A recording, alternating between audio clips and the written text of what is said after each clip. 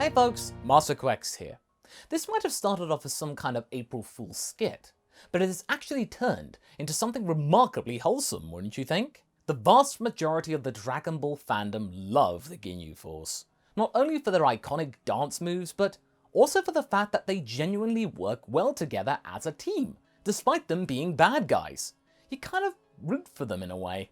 So, whilst they're no longer in the land of the living, not even Ginyu now, they still live on in our hearts. But now, we've got ourselves our own story where they are in the land of the living, where Goku gave them a chance, just like he does with many other villains who turn good. So why not do it with the Milkmen? Seriously, Ginyu means milk in Japanese, so they are literally the Milkmen, and their milk is delicious, and they've got a special delivery for you. In the last part, things had gotten rather dicey once we saw the beginnings of the aftermath of Recoome and Burter having been taken under the control of the likes of Babidi. Not only were they now the basic replacements, far more interesting replacements of Spopovich and Yamu, but they dealt even more damage to the likes of Krillin here instead of Adele. She got off pretty easy in this example. Seeing Recoome do this to their friend and associate of the Ginyu Force, Ginyu would not stand for this, and therefore banished Recoome effectively from the competition, and almost took him off the team altogether. And that was definitely no idle threat. However, Babidi was overseeing all of this, realising that the grand prize and ultimate move for his plot to awaken Buu was to bring down his current minion's leader, trick Ginyu into becoming an agent of his. In the end, that's exactly what happened, playing on his internal desire to rekindle his powerful evil streak whilst under Freeza. And now we have it so that the majority of the Ginyu Force has been converted to being evil again. What are the remaining good uns going to do now with their boss and friends menacing again? Is there any kind of dance move to help? Well, they sure hope so. The sight of Ginyu looking extremely menacing was almost too much to bear for the likes of Jeice.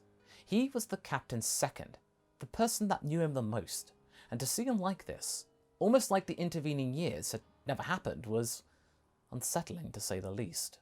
Clearly, something bad had gotten to him, and it was up to his assistant and deputy to figure out what was what. "Captain! Is everything alright?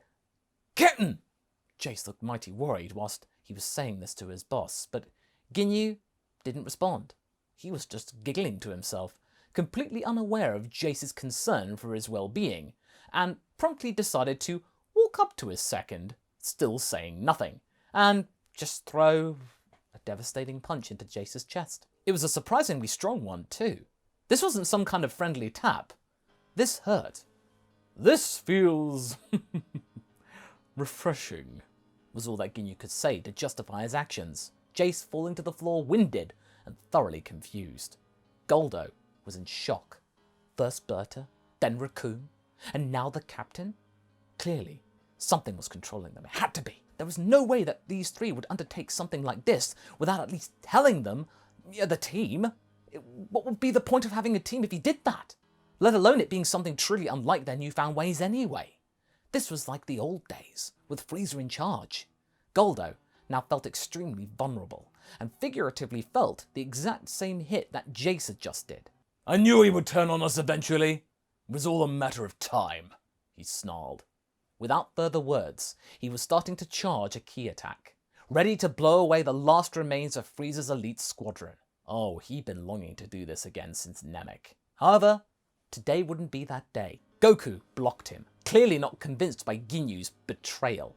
"Vegeta, no! He was clearly being controlled by that wizard, just like Recoome and Burter. This isn't like them!" "How would you know, Kakarot? I was around when they were at their worst. This is them, through and through. I know it." "Vegeta, don't!" Vegeta chuckled to himself, but didn't back off. "Even if you're right, it doesn't mean we can't beat some sense into them anyway. Either way, I'll have had my fun, and that's all that matters." Goku grimaced. It seemed that this was bringing back Vegeta's old ways too, not Ginyu's. As that bickering was going on, Jeice tried to get back his composure, but the punch had really winded him. Guldo helping him back up, but Jeice was glad to see that at least one of them was still thinking straight. He tried again to talk to the captain, him usually being partial to Jeice's pep talks, but, it didn't work, but he had no other ideas. "Captain, this isn't you. They've done something to you. Think straight. You know this isn't like you. It's the same thing they did to Burter and Recoome. Come on, man! Oh no, my boy. You are quite wrong in this regard. That isn't you. I expected better from you. This, what you see right now, is precisely what I am. What I am supposed to be. Ginyu raised his hand and started blasting in the direction of Guldo and Jeice, forcing them to take action and dodge. Not even Jeice could get through to him now, and this meant that the Ginyu Force, as we knew it presently, was disbanded. Videl was shocked. This was a very big loss for the Dragon team. Their strongest supporters of recent years and very useful assistants to save crowds have been swayed. Can't we do something? They're gonna kill each other, and then kill everyone else! Goku pondered for a while. Having been the one to give them the chance all those years ago, it wasn't exactly the best of things to witness those who he put so much faith into suddenly turning on them and reverting back to their previous iterations. However, something else got in the way before he could figure out a plan. He had then seen Gohan doing his thing and making waves. His son was starting to get the upper hand against Dabura. Goku wasn't needed to take down the King of the Demons. Gohan had it under control. After a while, when Dabura seemed to have realized that he was very much on the losing side of this battle, he, without little warning to his opponent, teleported both himself and Ginyu away from the scene to regroup, much to everyone else's surprise and astonishment. Gohan, who had been mid-jump, tumbled into a nearby wall, trying to regain his bearings. Dabura had run away. Well, that wasn't very Demon Kingy of him, was it? Where is he? What just... Gohan seemed very disorientated about the whole ordeal, as was everyone else. The only one who wasn't faced by any of this, much to our surprise, was the Supreme Kai. Shin had immediately realized what must have happened. We had been played. What was that? Said a rather irritated Vegeta. How? Don't you remember what I said earlier? They need our energy to bring back Majin Buu. With Dabura falling back. He turned away from the group, almost too scared to say these next words out loud. That must surely mean they have enough energy to... Not long after comprehending the bind that they were in right now, our heroes instantly set about to try and reach the location of the sealed ball, the prison that had contained Buu. But it was far too late for any of that. Babidi, Dabura, Ginyu, Burter and Recoome were all present, grinning menacingly. Having succeeded in something that had taken Babidi and Dabura millions of years to bear fruit, the ball cracked open, and a huge amount of steam cascaded from the interior to leave seemingly nothing in its wake.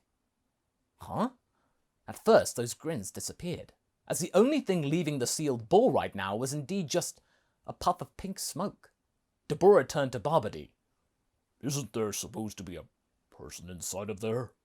What is going on, Master? Babidi looked intently, not responding to Dabura's question. But after a while, something started to form up above. Burter pointed it out to his boss. They looked up. The smoke has turned a deeper shade of pink, and now was beginning to wriggle in mid-air. By the time our heroes had rounded the corner to witness the sealed ball, the Saiyans started to blast it, thinking that this would have been enough to stop the whole thing from going on, halting anything else from happening. The thing had already formed into... well, Buu. Most of the heroes are confused, understandably, of what they had seen. The ultimate manifestation looked like that. Guldo lowered his voice so that only their group could hear him. I mean, I don't want to be rude or anything, but is that pink blob... really?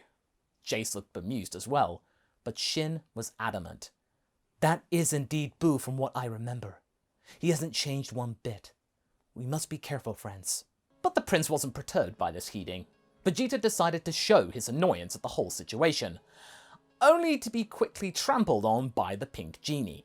Buu was taking a liking to somebody actually giving him something to do after a very, very long sleep.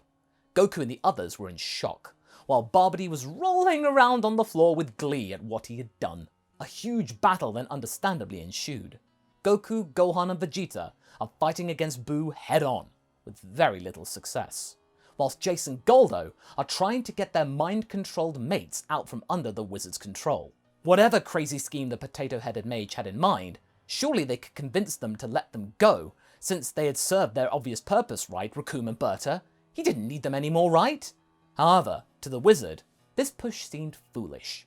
All that this was doing was getting them in range so that he could capture their minds as well. He had brushed Dabura's offering of suppressing them and begun to work his magic to bring them under his influence too. But it wasn't going his way. To the Major's surprise, Babidi was unable to control the two remaining members of the Ginyu Force. When trying to dig into their minds, trying to find some kind of hook, there was nothing in which he could latch onto and exacerbate. Their insecurity seemed to not really be sufficient enough to get a grip on, and it seemed that the little green one in particular had really gotten his ducks in a row, having gotten a recent major boost in his self-esteem and worth. "You ain't getting anything out of us. We ain't gonna be a part of your scheme." Dabura, having been dismissed for the moment, was resting. His recent encounter against Gohan had caught up with him. It had been an exhausting experience, one that he hadn't expected on this planet. And as that was going on, Videl was doing her best to bring the Ginyu trio back to their side. "Come on, guys! It's us!" Videl started shouting at Recoome and Burter. Jeice, having been buoyed by his composure, joined in. "Yeah, Burter! You're my best mate! Don't you remember?" Jeice decided to try a different tactic in that moment and stopped defending against the punches of the blue hurricane. They still kept coming, no sign of stopping, but Burter's attacks got less eager with time, like something was pulling him back. Eventually, Burter finally spoke. "Why aren't you defending? Fight, you coward! This isn't like you!" At last, he'd gotten through to his best mate.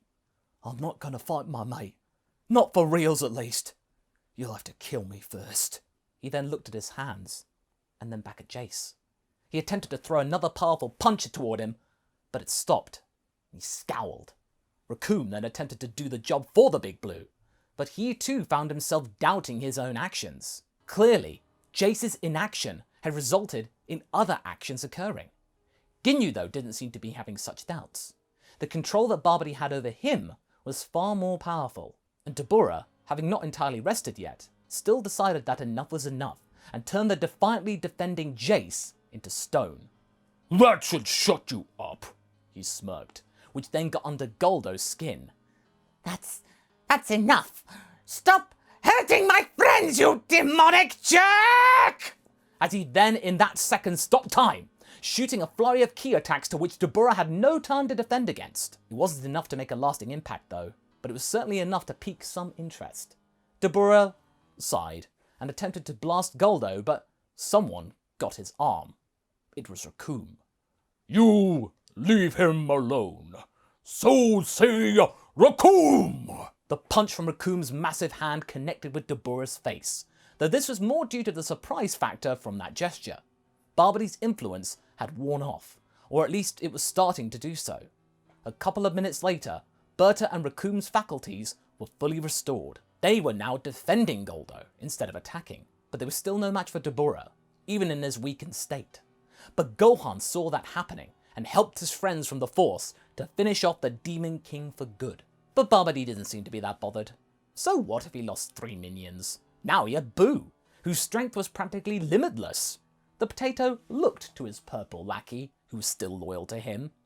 Guess you are my new Dabura, Captain. "At your service," Ginyu saluted him, and they both disappeared to a safe location to observe the Saiyan's struggle against Buu. Luckily, everyone who had been turned to stone returned to normal, since Dabura was now dead, and after a brief moment, Piccolo and 16 joined the fray. Vegeta powers up to maximum, giving all that he has, but Buu becomes bored of him, turning him into a spiky chocolate treat and eating him, much to everyone's astonishment. He could do that? Ugh! Spiky man tastes bitter! The situation now seems really dire with Vegeta gone, and so the heroes decide to regroup, as Babidi, Ginyu and Buu are now free to roam around Earth, causing destruction with Buu at their disposal. Kibito, sensing no point in being on Earth for now, teleports everyone to the Sacred World of the Kais, where Gohan is offered a training session with the Z-Sword, and Burter and Recoome are purified from any remaining residue of Babidi's influence. "Recoome is so sorry. He has to apologize to poor Krillin. It was horrible what I did." Jeice pats him on the shoulder. "It's all right, mate. We'll get the captain back as well." Goku then uses his Yardratian training to evacuate everyone that they had left behind and brought them to the world as well, resulting in less of the team and associates being turned into candy. Bulma and Trunks are utterly broken when they learn about what happened to Vegeta. What a way to go.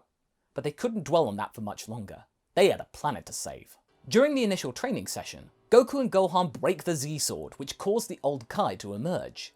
They then explain the situation to him, Buu having been released once more by the son of Babidi, which then makes the old guy tell the group about Potara much sooner. Everyone is a bit annoyed that Shin hadn't known about this important power, but it still means they can act earlier anyway.